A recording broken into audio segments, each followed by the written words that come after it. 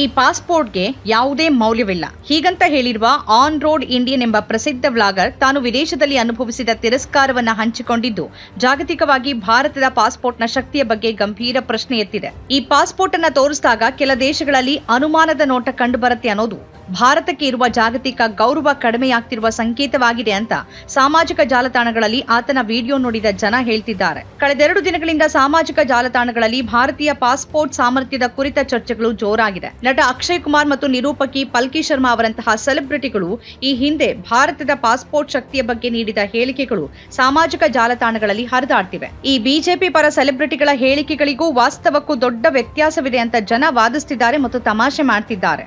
ನೋಮದ್ capitalist passport index 2025ರ ವರದಿಯಲ್ಲಿ ಭಾರತದ ಪಾಸ್ಪೋರ್ಟ್ಗೆ 199 ದೇಶಗಳಲ್ಲಿ 148ನೇ ಸ್ಥಾನ ಸಿಕ್ಕಿದೆ. ಅದೇ ಹೊತ್ತಿಗೆ ಪ್ರಸಿದ್ಧ travel blogger on road Indian ಇತ್ತೀಚೆಗೆ ಭಾರತದ ಪಾಸ್ಪೋರ್ಟ್ನ ಬಗ್ಗೆ ತನ್ನ ಕೆಟ್ಟ ಅನುಭವವನ್ನ ಹಂಚಿಕೊಂಡಿದ್ದಾರೆ. ಈ ಎರಡೂ ಬೆಳವಣಿಗೆಗಳಿಂದಾಗಿ ಅಕ್ಷಯ್ ಕುಮಾರ್ ಮತ್ತು ಪಲ್ಕಿ ಶರ್ಮಾ ಉಪಾಧ್ಯಾಯ ಅವರ ಹಳೆಯ ವಿಡಿಯೋ ಮತ್ತೆ ವೈರಲ್ ಆಗಿದೆ. ಅವರು ಯಾವ ಭ್ರಮಾಲೋಕದಲ್ಲಿ ಜೀವಿಸುತ್ತಿದ್ದಾರೆ ಅಂತ ಜನ ಕೇಳ್ತಿದ್ದಾರೆ. ಈಗ ಜನ ಭಾರತೀಯ ಪಾಸ್ಪೋರ್ಟ್ ಅನ್ನ ಗೌರವದಿಂದ ನೋಡ್ತಾರೆ.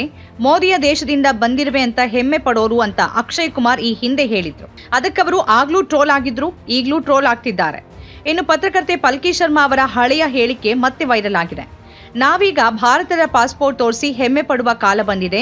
ವಿದೇಶಗಳಲ್ಲಿ ಇಮಿಗ್ರೇಷನ್ ಅಧಿಕಾರಿಗಳು ಭಾರತವನ್ನ ಮೆಚ್ಚುತ್ತಾರೆ ಅಂತ ಅವರು ಹೇಳಿದ್ರು.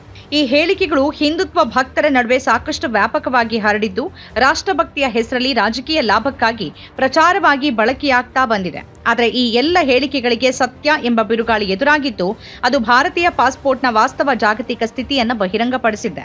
ನೋಮದ್ ಕ್ಯಾಪಿಟಲಿಸ್ಟ್ ಪಾಸ್ಪೋರ್ಟ್ ಇಂಡೆಕ್ಸ್ 2025ರ ಪ್ರಕಾರ ಭಾರತದ ಪಾಸ್ಪೋರ್ಟ್ ಈಗ 199 ದೇಶಗಳಲ್ಲಿ 148ನೇ ಸ್ಥಾನದಲ್ಲಿದೆ. ಇದು ಕೇವಲ ಸಂಖ್ಯೆಯ ವಿಷಯವಲ್ಲ, ಇದು ಜಾಗತಿಕ ಮಟ್ಟದಲ್ಲಿ ಭಾರತೀಯ ಪಾಸ್ಪೋರ್ಟ್ಗೆ ಇರುವ ಗೌರವ ಎಷ್ಟು ಪಾತಾಳಕ್ಕೆ ತಲುಪಿದೆ ಅನ್ನೋದನ್ನ ಬಿಂಬಿಸುತ್ತೆ. ಇದರ ಜೊತೆಗೆ ಹೆನ್ಲಿ ಪಾಸ್ಪೋರ್ಟ್ ಇಂಡೆಕ್ಸ್ 2025 ಕೂಡ ಭಾರತವನ್ನ 4 ಸ್ಥಾನಗಳಷ್ಟು ಕೆಳಗಿಳಿಸಿದೆ. ಅಂದ್ರೆ ಈ ವರ್ಷ ಭಾರತ 82ನೇ ಸ್ಥಾನದಿಂದ 85ನೇ ಸ್ಥಾನಕ್ಕೆ ಜಾರಿದೆ. ಈ ಸೂಚ್ಯಾಂಕಗಳು 5 ಪ್ರಮುಖ ಅಂಶಗಳನ್ನ ಆಧರಿಸಿ ದೇಶಗಳ ಪಾಸ್ಪೋರ್ಟ್ ಶಕ್ತಿಯನ್ನ ಅಳೆಯುತ್ತೆ. ಮೊದಲನೇದಾಗಿ ವೀಸಾ ಮುಕ್ತ ಪ್ರವೇಶ. ಎಷ್ಟು ದೇಶಗಳು ಭಾರತೀಯರಿಗೆ ವೀಸಾ ಇಲ್ಲದೆ ಅಥವಾ ವೀಸಾ ಅನ್ ಅರೈವಲ್ ನೀಡುತ್ತೆ. ಎರಡನೇದು ತೆರಿಗೆ ವ್ಯವಸ್ಥೆ. ಈ ದೇಶದಲ್ಲಿ ಬದುಕುವ ಸಂದರ್ಭದಲ್ಲಿನ ತೆರಿಗೆ ನಿಯಮಗಳು ಹೇಗಿವೆ. ಮೂರನೇದು ಜಾಗತಿಕ ಗೌರವ. ಭಾರತೀಯ ಪಾಸ್ಪೋರ್ಟ್ಗೆ ಇತರ ದೇಶಗಳಲ್ಲಿ ಇರುವ ನಂಬಿಕೆ ಮತ್ತು ಗೌರವದ ಮಟ್ಟ. ನಾಲ್ಕನೇದು ದ್ವಿತೀಯ ನಾಗರಿಕತ್ವ ಅವಕಾಶ. ಇನ್ನೊಂದು ದೇಶದ ಪಾಸ್ಪೋರ್ಟ್ ಪಡೆಯುವ ಸಾಧ್ಯತೆ ಎಷ್ಟು. ಐದನೇದು ವೈಯಕ್ತಿಕ ಸ್ವಾತಂತ್ರ್ಯ, ನಾಗರಿಕ ಹಕ್ಕುಗಳು ಮತ್ತು ಪ್ರಯಾಣ ಸ್ವಾತಂತ್ರ್ಯದ ಪ್ರಮಾಣ. ಈ ಅಂಶಗಳಲ್ಲಿ ಭಾರತ ಬಹುತೇಕ ಕಡಿಮೆ ಅಂಕಗಳನ್ನು ಪಡೆದುಕೊಂಡಿದ್ದು ಭಾರತದ ಪಾಸ್ಪೋರ್ಟ್ ಶಕ್ತಿಯ ಕುಸಿತಕ್ಕೆ ಸ್ಪಷ್ಟ ಕಾರಣಗಳಾಗಿವೆ. ಪ್ರಸಿದ್ಧ travel blogger on road Indian ಇತ್ತೀಚೆಗೆ ತನ್ನ ಅನುಭವ ಹಂಚಿಕೊಂಡಿದ್ದಾರೆ. ಈ ಪಾಸ್ಪೋರ್ಟ್ಗೆ ಮೌಲ್ಯವಿಲ್ಲ ಅಂತ ಆತ ತನ್ನ ಪಾಸ್ಪೋರ್ಟ್ ಹಿಡ್ಕೊಂಡು ವಿಡಿಯೋದಲ್ಲಿ ಹೇಳಿರೋದು ವ್ಯಾಪಕ ಚರ್ಚೆಗೆ ಕಾರಣ ಆಗಿದೆ. ಥಾಯ್ಲೆಂಡ್, ಮಲೇಷಿಯಾ, ಶ್ರೀಲಂಕಾ ಇವ್ರ ವಿಚಾರ ಬಿಟ್ಬಿಡಿ. ಈ ಪಾಸ್ಪೋರ್ಟ್ ಬುದ್ಧಿವಂತ ರಾಷ್ಟ್ರಗಳಲ್ಲಿ ಬೇಡದ ಪಾಸ್ಪೋರ್ಟ್ ಅಂತ ಹತಾಶೆಯಿಂದ ಬ್ಲಾಗರ್ ಹೇಳ್ತಿರೋದನ್ನ ವಿಡಿಯೋದಲ್ಲಿ ಕಾಣಬಹುದು. ಆತ ತಾನು ಜೋರ್ಡನ್ಗೆ ಪ್ರವೇಶಿಸೋಕೆ ಪ್ರಯತ್ನಿಸಿದಾಗ ತಡೆದಿರೋದನ್ನ ಉದಾಹರಣೆಯಾಗಿ ಹೇಳಿದ್ದಾರೆ. ಈಜಿಪ್ಟ್ ಪ್ರವೇಶಿಸೋಕೆ ಇತ್ತೀಚೆಗೆ ಆಮಂತ್ರಣ ಪತ್ರ ಬೇಕು. ಚೀನಾದಂತಹ ದೇಶಗಳಲ್ಲಿ ಕೇವಲ 24 ಗಂಟೆಗಳ ಟ್ರಾನ್ಸಿಟ್ ವೀಸಾ ಮಾತ್ರ ನೀಡಲಾಗ್ತಿದೆ. ಇತರ ದೇಶಗಳಿಗೆ ಇದು 10 ದಿನಗಳವರೆಗೆ ಲಭ್ಯವಿದೆ ಅಂತ travel blogger on road Indian ಹೇಳ್ತಾರೆ. ಬಿಜೆಪಿ ಪರ ಪ್ರಚಾರದಲ್ಲಿ ತೊಡಗಿಸಿಕೊಂಡಿರುವ ಕೆಲವು ಸಿನಿಮಾ ನಟರು ಹಾಗೂ ಭಟ್ಟಂಗಿ ನಿರೂಪಕರ ಮೂಲಕ ಜನರಲ್ಲಿ ಒಂದು ರೀತಿಯ ಭ್ರಾಂತಿಯನ್ನ ಬಿತ್ತಲಾಗ್ತಿದೆ.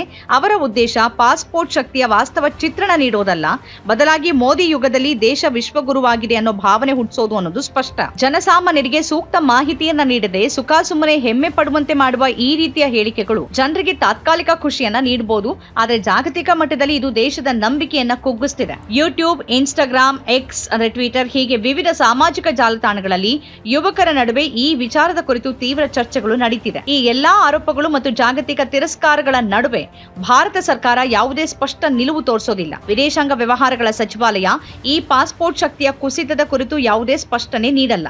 ಇದು ಸರ್ಕಾರದ ಹೊಣೆಗಾರಿಕೆಯ ಕೊರತೆಯನ್ನ ತೋರಿಸುತ್ತೆ. ಬೇರೆ ದೇಶಗಳು ಭಾರತದ ಬಗ್ಗೆ ಕಟ್ಟುನಿಟ್ಟಾದ ನೀತಿಗಳನ್ನು ಅನುಸರಿಸುತ್ತಿರುವಾಗ ಸರ್ಕಾರ ಅದಕ್ಕೆ ತುರ್ತು ಪರಿಹಾರ ಕಂಡುಹಿಡಿಬೇಕು.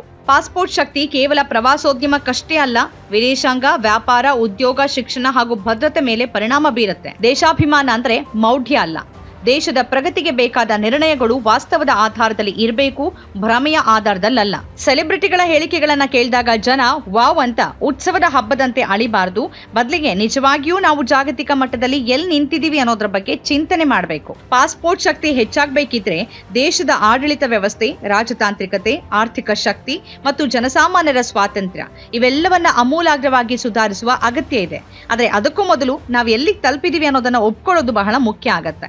ನಮ್ಮ ಕಾರ್ಯಕ್ರಮಗಳನ್ನ ನೀವು ನೋಡ್ತಾ ಇದ್ರೆ ನಮ್ಮ ಚಾನೆಲ್ ಅನ್ನ ಸಬ್ಸ್ಕ್ರೈಬ್ ಮಾಡಿ, ಪಕ್ಕದ ಬೆಲ್ ಐಕಾನ್ ಒತ್ತಿ ನಮ್ಮನ್ನ ಬೆಂಬಲಿಸಿ. ಹಾಗೆ ನಮ್ಮ ಕಾರ್ಯಕ್ರಮಗಳನ್ನ ಲೈಕ್ ಮಾಡಿ, ಕಮೆಂಟ್ ಮಾಡಿ, ಅದನ್ನ ಬೇರೆಯವರಿಗೂ ವಾಟ್ಸ್ಆಪ್ ಮೂಲಕ ಶೇರ್ ಮಾಡಿ. ನೀವು ಹೀಗೆ ಮಾಡಿದಾಗ ನಮ್ಮ ಚಾನೆಲ್ ಇನ್ನಷ್ಟು ಮತ್ತಷ್ಟು ಜನರಿಗೆ ತಲುಪಲು ನೀವು ನಮ್ಮೊಂದಿಗೆ ಸಹಕರಿಸಿದ ಹಾಗಾಗುತ್ತೆ. ಇದು ನೀವು ಯಾವುದೇ ಖರ್ಚಿಲ್ಲದೆ ಕೆಲವೇ ಸೆಕೆಂಡುಗಳಲ್ಲಿ ನೀಡಬಹುದಾದ ಸಹಕಾರ. ಧನ್ಯವಾದಗಳು.